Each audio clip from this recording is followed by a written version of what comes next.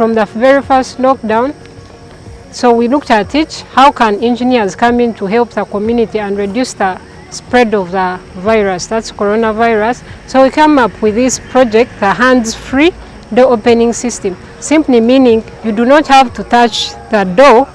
Or we look at the other common surfaces like the ATM machine buttons, we look at the elevator buttons, we also look at the printers.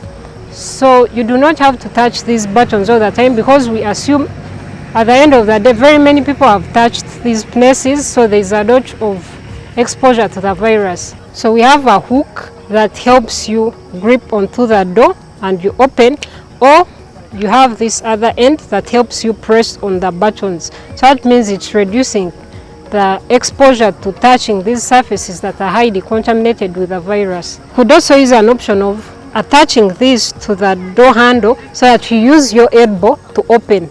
So we assume that there is less attachment to the elbow, because we look at the transmission getting from your hands to the face, as most times we cannot avoid to touch our eyes, our mouth, which will increase the spread of the virus. So that is why we simplify the work to avoid that kind of transmission.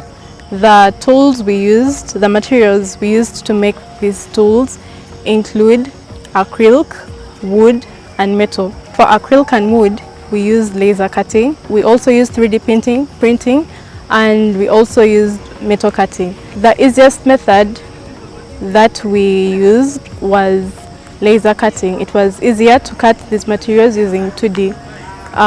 It enabled us to produce this in bulk and was also really cheap as compared to 3D printing, which took a longer time.